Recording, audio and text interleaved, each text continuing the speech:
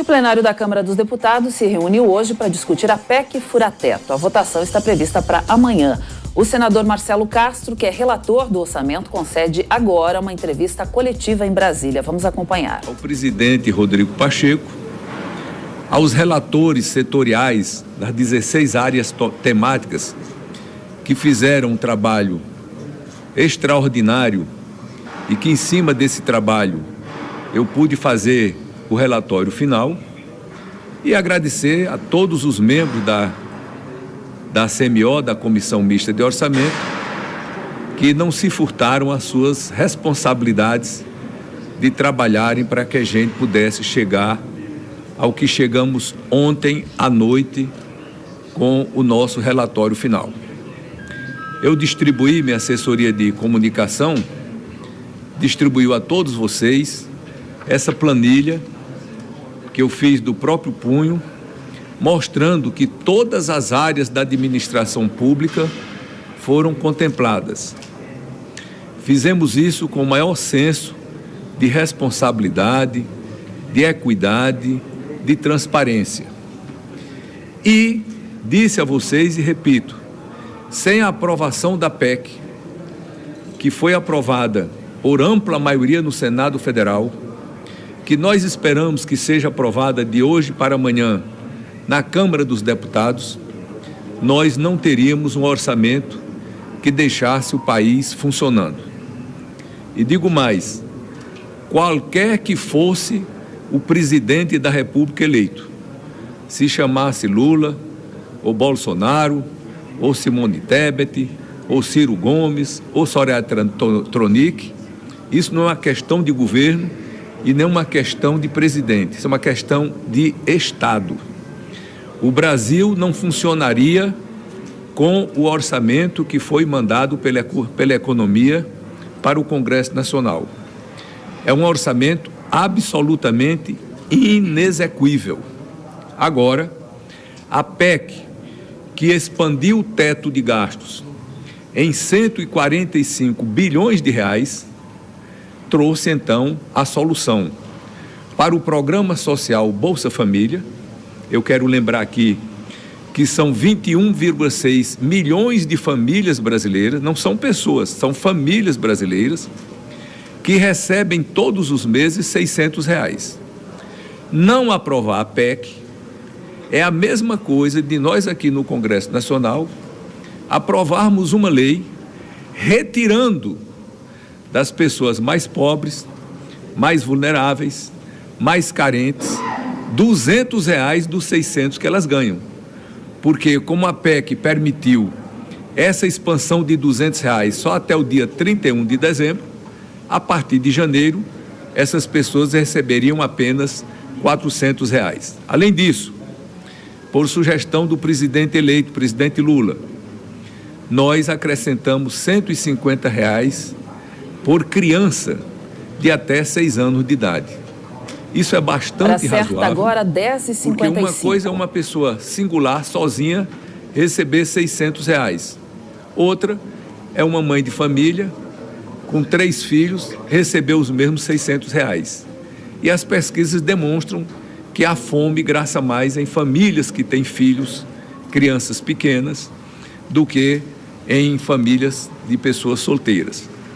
Então, fizemos tudo isso, sempre acessível à imprensa, mostrando que aqui não tem carta na mesa, não tem jogada escondida, e procuramos, junto com a equipe de transição, porque a equipe de transição foi que me mandou o ofício, dizendo onde a gente deveria alocar os recursos com o espaço orçamentário que surgiu. Que espaço é esse? O espaço de 145 bilhões de reais, que 70 bilhões são para o Bolsa Família e 75 para recompor o nosso orçamento que estava muito deficitário. Além disso, a PEC também permitiu que nós pudéssemos investir 23 bilhões, até 23 bilhões de reais quando houvesse excesso de arrecadação. E isso não é uma coisa teórica. No ano passado, 2021, o Brasil teve 352 bilhões de reais de excesso de arrecadação. Esses 352 bilhões de reais foram todos para o serviço da dívida. Não estou criticando, estou constatando.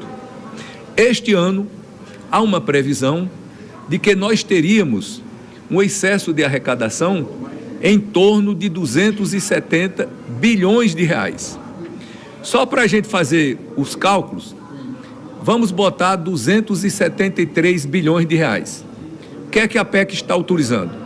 Se este ano o Brasil tiver um excesso de arrecadação, que está previsto, de 273 bilhões de reais, nós tiraríamos 23 bilhões de reais para investimento e os 250 bilhões de reais iriam para o serviço da dívida.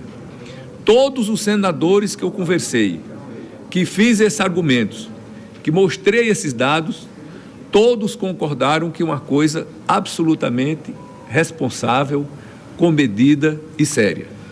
Só para comparar, para vocês verem o tanto que o Brasil está investindo pouco, e isso é consequência, também não estou criticando, estou constatando, do teto de gastos. Em 2016, nós estabelecemos um teto de gastos. De lá para cá, as despesas obrigatórias vêm crescendo bem acima da inflação. Como o teto segura as despesas, o crescimento se dá para baixo. As despesas obrigatórias vêm comprimindo as despesas discricionárias onde estão os investimentos. Então, este ano o Brasil está prevendo investir, GND 4, Grupo Natural de Despesa 4, apenas 22,4 bilhões de reais. Isso é absolutamente insuficiente para um país... Hora certa, 10h59 agora, continuamos com a entrevista com o senador Marcelo Castro. Que não se notabiliza por investir muito, proporcionalmente. Tem vários estados do Brasil que proporcionalmente investem muito mais do que São Paulo. Vai investir este ano o mesmo que o Brasil vai investir. A Petrobras vai investir mais de 5 vezes do que o Brasil vai investir.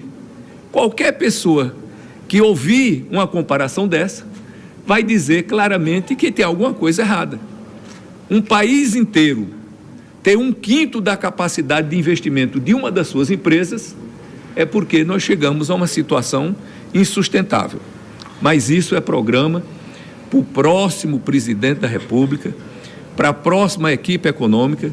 Nós estamos tratando aqui do nosso orçamento. E qual foi a priorização que nós fizemos? Nós quem? Eu, o relator geral, e a equipe de transição do governo Lula. Priorizamos a área social. Então, o Ministério da Cidadania receberá deste valor total 75 bilhões. 70 para o Bolsa Família e 5 bilhões para as outras ações do Ministério do Desenvolvimento Social, como, por exemplo, o PAA, que é um programa de aquisição de alimentos que favorece a agricultura familiar e combate a fome no próprio município, dentre outras ações. O Ministério da Saúde, 22,7 bilhões de reais, em várias ações que vocês estão cansados de me ouvir, falando, por exemplo, na farmácia popular, que não teríamos remédio no próximo ano para a farmácia popular, para a saúde indígena, para várias áreas da saúde. Depois, a educação, para as universidades, para os IFES, para a merenda escolar e para tantas outras ações. E, de certa forma, priorizamos investimentos também, porque esses 23 bilhões do excesso de arrecadação, eles vão todos para investimento. Então, nós priorizamos o Ministério da Infraestrutura, como o nome está dizendo, da infraestrutura, e priorizamos com valor de 12,2 bilhões de reais. Priorizamos também o MDR, porque tem a transposição do Rio São Francisco, tem barragens sendo construídas, e aqui no MDR está o Minha Casa Minha Vida, que pela primeira vez na história não tem recursos para habitação popular. Então, nós estamos colocando para habitação popular 9,5 bilhões de reais. E o Ministério do Desenvolvimento Regional está com 18,8 bilhões de reais. Você descontando 9,5, ficam então aí uns 9 bilhões de reais para o Ministério do Desenvolvimento Regional. Como ele vai ser desmembrado? Porque o MDR foi a junção do Ministério das Cidades com o Ministério do Desenvolvimento Regional. Agora, no governo do Lula, ele vai ser desmembrado. Então, uma parte desses recursos, desses 9 bilhões, ficariam no Ministério das Cidades e a outra parte ficaria no Ministério do Desenvolvimento, da Integração Nacional, onde estão a Codevasf, o DENOX, a SUDENE, a SUDAN, vários órgãos nacionais. Além disso, nós procuramos ter o aumento real do salário mínimo de R$ 6,8. E aqui, uma luta pessoal minha, que eu lutei para que o servidor do Executivo tivesse o mesmo valor de reajuste do Judiciário. Então, nós conseguimos, e o servidor público do governo federal vai ter o mesmo aumento que vai ter o Judiciário. Eu sei que a defasagem é grande, mas é o que foi possível fazer. Os recursos que vieram não seriam suficientes para dar o mesmo apoio, o mesmo aumento do Judiciário. E aí procuramos contemplar todas as áreas: Ministério da Agricultura, Ministério do Desenvolvimento Agrário, Ministério da Defesa, Ministério da Justiça e Segurança Pública, do Meio Ambiente, né, dos Direitos Humanos, da Mulher, das Comunicações, do Esporte, enfim. Nós saímos contemplando, como todas as áreas estavam deficitárias, nós fizemos um apanhado e contemplamos todas as áreas na medida do possível. Então, dito isso daí, quero agradecer a vocês pelo acompanhamento que fizeram do meu trabalho, que ainda não se encerrou, porque nós temos que votar. Esperamos que a Câmara, de hoje para amanhã, possa aprovar essa PEC, que é do interesse nacional. Se isso acontecer, quinta-feira próxima, e se o presidente da CMO estiver de acordo, nós poderíamos votar o meu relatório. Poderíamos votar no Congresso na quinta-feira à tarde? Pode ser que sim, pode ser que não. Mas a gente votando quinta-feira, nós teríamos uma margem de segurança muito grande para, se não conseguirmos votar na quinta-feira no Congresso, a gente votar na próxima semana. Estou à disposição de vocês. Senador, o senhor disse que esteve conversando com a equipe de transição. Eu gostaria de saber do senhor qual que foi a participação do ministro, agora anunciado, né? Ministro do Orçamento de 2023. Bom, inicialmente, quem estava à frente da negociação, né, comigo, da equipe de transição, era o vice-presidente Geraldo Alckmin, e ele continua ainda à frente. E o senador eleito, ex-governador do Piauí, o Wellington Dias, que ficou encarregado dessa área do orçamento.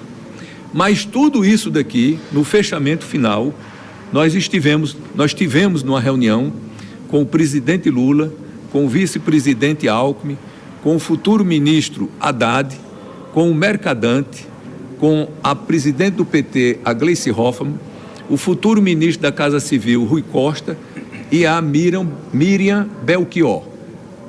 E nós fizemos a apresentação, tudo isso foi submetido a eles. O Haddad já tinha passado um pente fino em todas essas programações que nós estávamos atendendo, e tudo que eu fiz foi por sugestão de comum acordo. É claro que houve negociações, por exemplo, o Ministério da Defesa vinha com um valor muito pequeno. Eu tinha estado com o ministro da Defesa, o general Paulo Sérgio, e ele tinha me mostrado a situação que está o Ministério da Defesa. Vários programas importantes para o Exército Brasileiro, para as Forças Armadas brasileiras, como o programa do Gripen, aquele jato sueco, o programa do KC-390, que é um dos maiores aviões cargueiros do mundo, o programa do CISFRON, que é de controle de satélites.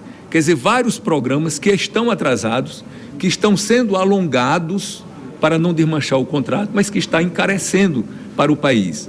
Então, nós conseguimos ainda, com muita habilidade e muito jeito, R$1 bilhão para o Ministério da Defesa não ficar com um orçamento tão reduzido.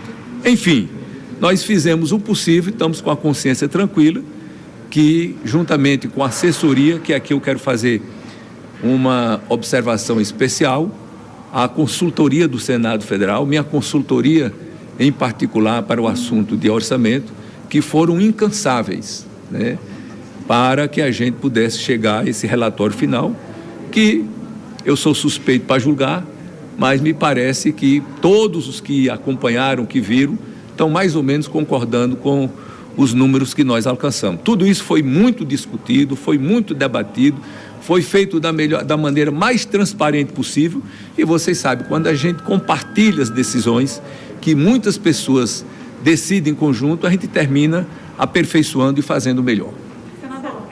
Muito bem, a gente viu a entrevista coletiva com o senador Marcelo Castro, do PMDB do Piauí, ele que é o relator do orçamento 2023, falando dos valores que serão destinados aí para alguns ministérios, falou do Ministério da Agricultura, Desenvolvimento Agrário, Esporte, Cultura, e também afirmou que a prioridade do governo é a parte social, né? Serão destinados 70 bilhões aí para o Bolsa Família. Diogo Schelp, a gente viu aí o senador falando que espera que a votação possa acontecer na quinta-feira, mas essa expectativa pode não ser realizada, né? Então, é uma expectativa que a gente fica aí aguardando ver o que acontece. Ele falou também que não aprovar a PEC aí é o mesmo que retirar dos mais pobres o direito aí a essa bolsa de R$600, né, o Bolsa Família. É uma falácia, não é, Cláudia? Porque a gente viu no começo da fala dele, falando justamente isso, né, dizendo que o orçamento é inexequível da maneira como está e que se essa PEC não for aprovada, as pessoas não terão os R$600 no ano que vem. Se não for aprovada dessa forma, mesmo com algumas mudanças, é possível sim ter os R$600 para aqueles que recebem o Bolsa Família a partir do ano que vem, porque ele omitiu na fala dele, assim como outros, né, articuladores aí dessa PEC têm feito, inclusive um deles, né, que foi o relator justamente dessa PEC na Comissão de Constituição e Justiça do Senado, é que o fato é que os R$400 já estavam previstos no orçamento, não é? Se fizesse uma PEC garantindo o adicional e mais aquele valor para as famílias que têm crianças, já seria possível garantir esse valor de R$600 para o ano que vem. E, na verdade, o que a PEC faz é colocar todo o valor do Bolsa Família fora do teto e mais outros tantos gastos, né?